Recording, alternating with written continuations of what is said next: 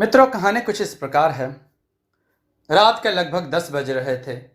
कपाली उस सुनसान सड़क पर तेजी से चला जा रहा था। अभी वो बाजार से गुजर रहा था। पूरी बाजार बंद थी। सारे लोग अपने घरों में सो रहे थे। बाहर सिर्फ कुत्ते कहीं कहीं बैठे थे। एक तो मौसम और ऊपर से सुनसान बाजार मन में एक अजीब सा डर पैदा कर रही थी। और ऐसे में वो नवयुवक कपाली तेज कदमों से सड़क पर चला जा रहा था। थोड़ी दूर चलने के बाद बाजार पीछे छूट गए और शुरू हुआ खेतों के बीच से जाने वाली सुनसान सड़क का सिलसिला। थोड़ी देर बाद सड़क के किनारे एक मंदिर दिखाई पड़ा और उस मंदिर के ठीक सामने सड़क के दूसरे किनारे से कच्चा रास्ता सीधा चला गया था, जो कि सीधे कपाली के गांव तक गया था। जब कपाली को उस मंदिर की जलती लाइट दिखाई पड़ी तो वो वहीं पर ठिठक गया। उसने पीछे मुड़कर देखा और फिर सामने की तरफ उस मंदिर को देखा और थोड़ी देर तक वहीं स्थिर खड़ा रहा, जैसे वो निश्चय नहीं कर पा रहा था कि कहाँ जाए। आखिर उसने मंदिर की तरफ कदम बढ़ाया। थोड़ी देर बाद वो उस सुनसान मंदिर के सामने वाले कच्चे रास्ते पर चलने के लिए मुड़ा और चलने लगा। अभी वो 2-4 कदम ही चला था कि पीछे से किसी के रोने और कराहने की आवाज आई और धीरे धीरे वो आवाज इतनी तेज हो गई कि कपाली को साफ सुनाई पड़ने लगी। उस आवाज से कपाली थोड़ी देर के लिए जड़ हो गया। उसके पैर उसका साथ छोड़ रहे थे और वह बुरी तरह कांप रहा था। उसके माथे पर पसीना छलछला गया और उसका मुंह सूख गया था, जैसे कोई रोगी ने अपने जल्द ही मरने की बात जान ली हो। थोड़ी देर बाद कपाली को होश आया। वो तेज कदमों से चलने लगा। अभी वह 5-6 कदम ही गया था और उस बरगद के पेड़ से 2 कदम आगे ही गया था कि कोई चीज पीछे उसके गले को छूती ही निकल गई, जिससे डरकर कपाली ने पीछे घूमकर देखा। उसके आसपास कोई नहीं था। उसने देखा कि एक बूढ़ा उस मंदिर की चौखट पर आधा लेटा हुआ भगवान के तरफ सर किए रो रहा है और अपने दोनों हाथ उनकी तरफ उठाए हुए है। वह बूढ़ा बुरी तरह से रो रहा था। वह बूढ़ा बुरी तरह से रो रहा था। कपाली ने उसे पहचानने की कोशिश की, पर इससे पहले वह उसे पहचान पाए, कोई चीज उसके पीछे से एक बार फिर उसके गले को छूती हुई निकल गई। इस बार जैसे ही कपाली ने पीछे मुड़कर देखा, कोई चीज उसके चेहरे के पास से निकल गई, जिससे डरकर कपाली जमीन पर गिर गया और डर से चीखने लगा। उसकी आवाज से वह बूढ़ा वहां से उठा और अपनी छड़ी उठाकर वहां तक धीरे धीरे आया और कपाली के पास पहुंचकर जोर जोर से पैर पटकते हुए, भाग यहां से, नहीं तो छड़ी से मारूंगा, भाग यहां से, जा चली जा, यहां से भाग जा। उस बूढ़े की आवाज में गुस्सा और नफरत भरी थी। उसने ये बातें दांत पीसते हुए कही थी और फिर उसने कपाली को कंधे से पकड़कर उठाया और कहा, डरो मत, वो जा चुकी है, चलो तुम्हें गांव तक छोड़ दूं। कपाली को आवाज जानी पहचानी लगी तो उसने आंखें खोलकर उस बूढ़े को देखा। उस बूढ़े के चेहरे पर झुर्रियां और सफेद दाढ़ी मूछों के सिवा एक अजीब सा गुस्सा और दर्द था। लंबे खिचड़ी जैसे सफेद बाल जो धूल मिट्टी से सने थे, सोनी और दर्द भरी आंखें अंदर को धसी हुई थी और फटे कपड़े, हाथों में और चेहरे पर कई जगह पर सूखे हुए घाव और खून लगे थे। थोड़ी देर बाद कपाली को कुछ याद आया और वो कपड़े की मिट्टी झाड़ते हुए उस बूढ़े के साथ चल पड़ा। बूढ़े ने एक हाथ से उसका हाथ पकड़ा और दूसरे से छड़ी पकड़ी। दोनों सड़क पर चुपचाप चलने लगे। आखिर कपाली ने झिझकते हुए कहा, पंडित जी, आप अभी भी जिंदा हैं? उस बूढ़े ने मुस्कुराकर कहा, तुम्हें क्या लगता है, क्या मैं मर गया हूं? मुझे गांव में सब लोगों ने यही बताया था, कपाली ने झिझकते हुए कहा। उस बूढ़े का चेहरा गुस्से से लाल हो गया, पर उसने जल्द ही खुद पर काबू करके मुस्कुराया और कहा, तो उन लोगों ने यह भी कहा था कि मैं पागल हो गया हूं, और जोर से खिलखिलाकर हंस पड़ा। कपाली ने सिर्फ हाँ में सिर हिलाया, और फिर अचानक से कपाली को एहसास हुआ कि उसके हाथ पर बूढ़े की पकड़ कस रही है। कपाली को थोड़ी ही देर में एहसास हुआ कि उस बूढ़े में कितनी जान है। कपाली को एहसास हुआ कि अगर हाथ को पकड़ से आजाद नहीं किया गया तो वह अपने हाथ से हाथ धो बैठेगा। इसलिए उसने अपने हाथ उस बूढ़े की पकड़ से छुड़ाने के लिए उसका हाथ अपने हाथ में पकड़ लिया, और फिर अचानक से उस बूढ़े का चेहरा सख्त हो गया। आवाज में गुस्सा आ गया। उन्होंने कड़े आवाज में जोर जोर से छड़ी पटकते हुए कहा, नहीं, मैं कहता हूं, जाओ यहां से। लंबी सांस लेकर बोला, मैं ऐसा नहीं होने दूंगा। फिलहाल तो नहीं, अब जाओ, भागो यहां से। कपाली भौचक्का सा होकर पंडित जी की तरफ देखकर कहा, यह आप क्या कह रहे हैं? बूढ़े ने कहा, कुछ नहीं, कुछ नहीं, मैं तो बस। और फिर अचानक से पीछे की तरफ मुड़कर एक तेज और बहुत तेज आवाज यानी दर्द भरी चीख में कहा, जाओ, यहां से जाओ। उस तेज आवाज को कपाली सहन नहीं कर पाया और थोड़ी देर बाद वहीं पर गिरकर बेहोश हो गया।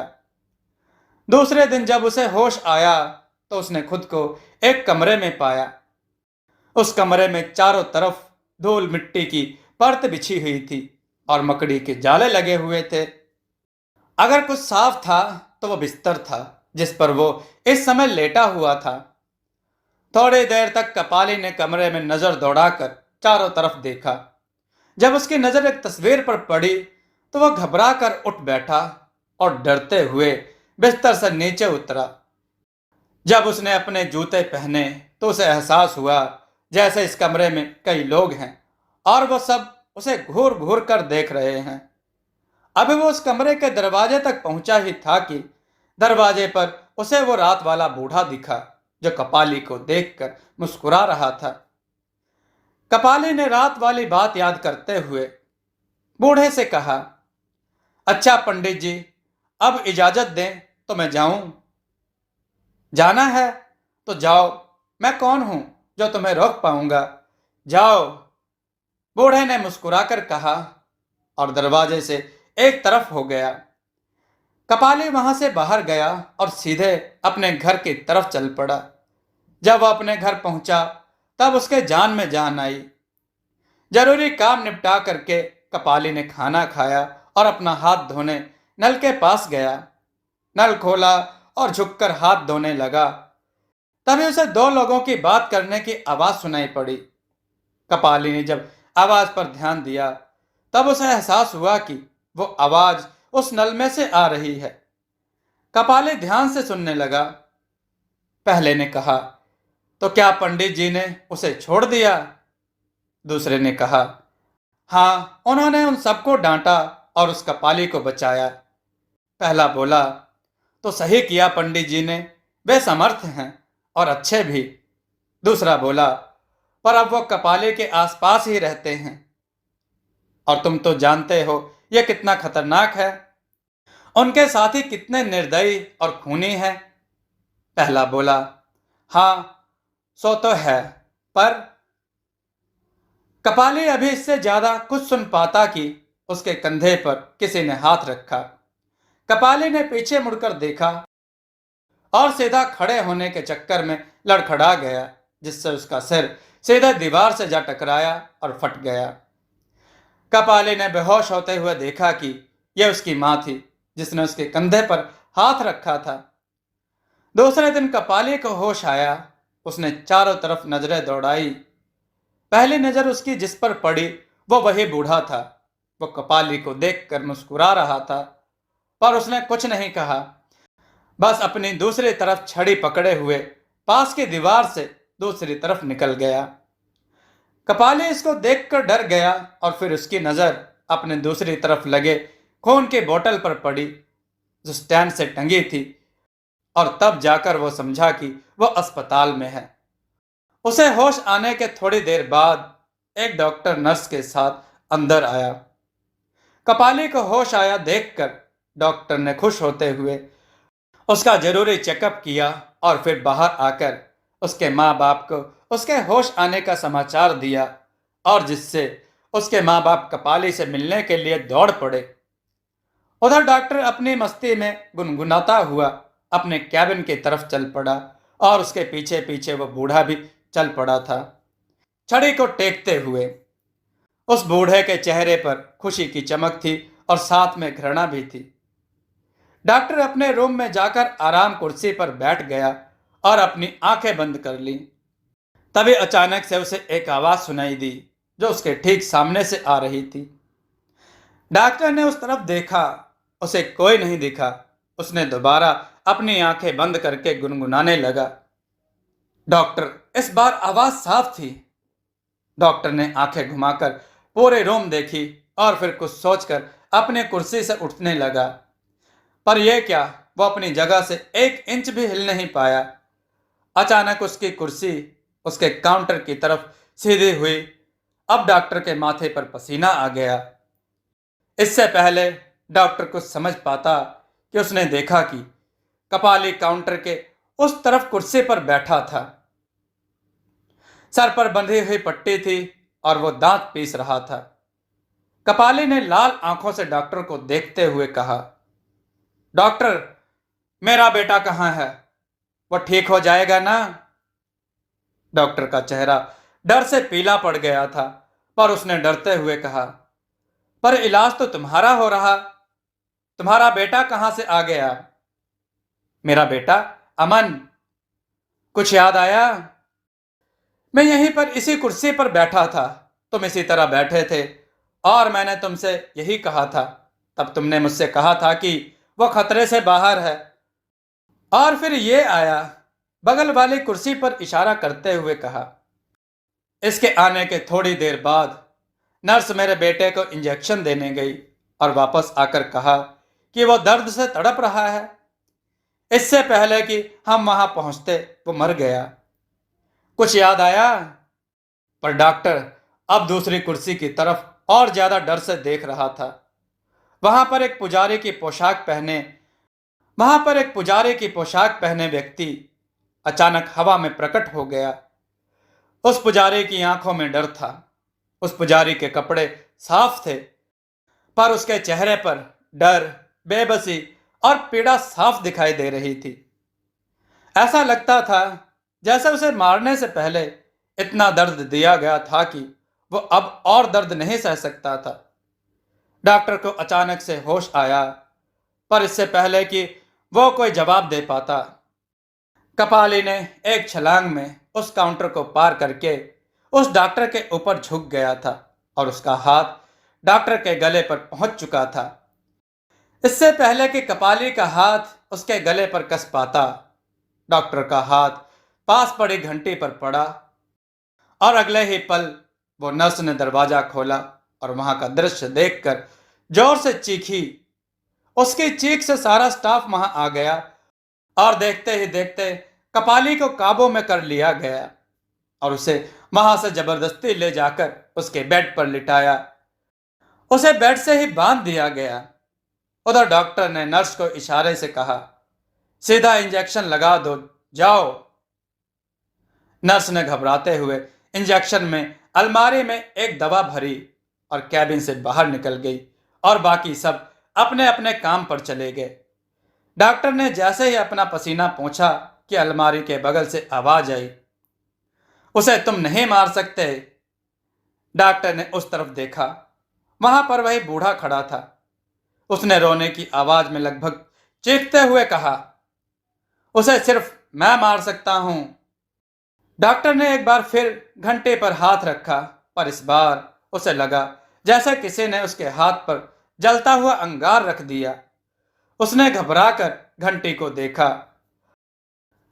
अब वहां पर एक काला बिच्छू था जिसने अभी अभी डॉक्टर के हाथ पर कई जगह डंक मार दिया था। अचानक से वह बूढ़ा डॉक्टर के पास आया और कहा, तो तुम मरने को तैयार हो? मुझे यकीन है इसमें तुम्हें मजा आएगा। इतना कहकर उस बूढ़े ने अपनी छड़ी जमीन पर 2 बार पटकी और अचानक से उसके अंदर से काले धुएं का गुब्बार निकल आया।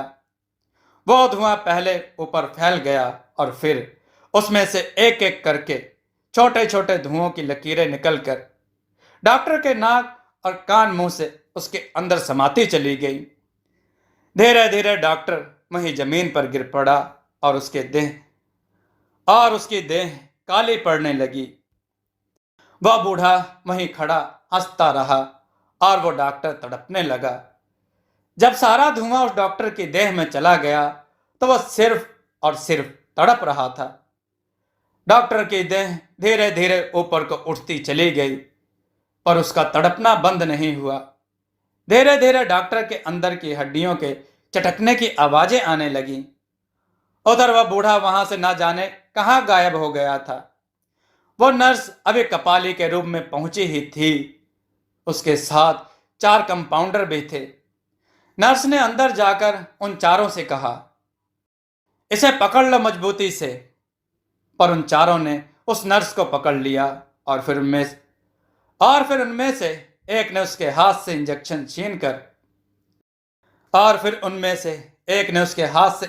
छीनकर उस बूढ़े को दे दिया और फिर उस बूढ़े ने उस इंजेक्शन पर फूंक मारी जिससे इंजेक्शन में भरी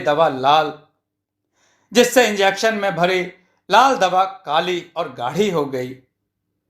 उसे चौथे कंपाउंडर ने नर्स के हाथों में लगा दिया। थोड़ी देर तक वो दर्द से तड़पती रही और फिर नर्स खड़ी हो गई और कैबिन के बाहर निकल गई। दूसरे दिन डॉक्टर के काउंटर में डॉक्टर और नर्स की अधजली लाश मिली। उनकी पूरी देह कोयला बन चुकी थी। अब उन दोनों का पोस्टमार्टम तो छोड़ो, अंतिम संस्कार भी नहीं हो सकता था।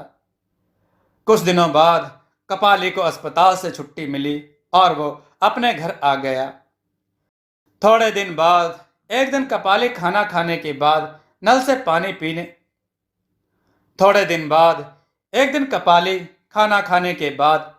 पानी पी रहा था कि उसे फिर से 2 लोगों के बात करने की आवाज सुनाई पड़ी। पहले ने कहा, तो क्या पंडित जी ने कपाली को जीवन दान दे दिया? उसे मरना पड़ेगा, पर मैं सोचता हूं कि उसके मरने से पहले चलो हम दोनों भी पंडित जी के पास चलकर उनके साथ हो जाते हैं। यहां बैठने से कुछ भी तो नहीं मिल रहा। पहला बोला, हां तुम ठीक कहते हो। कपाली ने अचानक दरवाजे की तरफ देखा तो उसे देखकर डर गया। दरवाजे पर लगभग 100-200 लोग खड़े थे और उन लोगों के सामने खड़ा था वह बूढ़ा पंडित। फिर कपाली ने देखा कि उसकी मां बूढ़े की देह से निकलकर उसकी तरफ आ रही है। अचानक कपाली को 2 बार हिचकी आई और वो वैसे ही खड़ा रह गया। उसकी मां ने आकर कपाली को छुआ और जमीन पर गिर पड़ा। अब उसकी मां डर गई और तेजी से कपाली के पिता की तरफ चल पड़ी, पर उसने ध्यान ना दिया और अपनी ही साड़ी में उलझकर अचानक से गिरी और उसका सिर बड़ी तेजी से दरवाजे की चौखट पर लगे संगमरमर के पत्थर पर पड़ा और उसका सिर फट गया। चारों तरफ खून ही खून बह चला। थोड़ी देर बाद जब कपाली का पिता वहां पर आया तो रोने लगा। उसका रोना सुनकर वहां पर गांव वालों की भीड़ जमा हो गई। किसी तरह उन दोनों के अंतिम संस्कार के लिए कपाली का पिता तैयार हुआ। उसका तो पूरा परिवार खत्म हो गया था।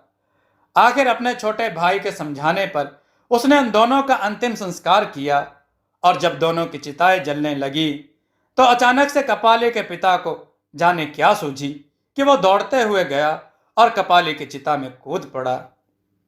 इससे पहले कि वो लोग वहां पहुंचते कपाली का पिता भी राख हो चुका था। आज बहुत दिन बाद पंडित जी के घर पर जश्न हो रहा था। सब उस जश्न में शामिल थे और अपने अपने मरने की कहानी सुना रहे थे, बेसुरा गा रहे थे और हंस रहे थे। बस पंडित जी दुखी मन से अपने बेटे के कमरे में बैठे अपने बेटे की तस्वीर देख रहे थे। उनके आंखों से आंसू बह रहे थे और वो रह रहकर सिसक रहे थे। दोस्तों, आपको यह कथा कैसी लगी अपने विचार और सुझाव कमेंट में जरूर दें। हमारी कथाओं को लाइक करें, हमारे चैनल को सब्सक्राइब करना न भूलें। हमारी कथाओं को शेयर जरूर करें जिससे लोगों को अच्छा ज्ञान प्राप्त हो। जय श्री राम भक्तों।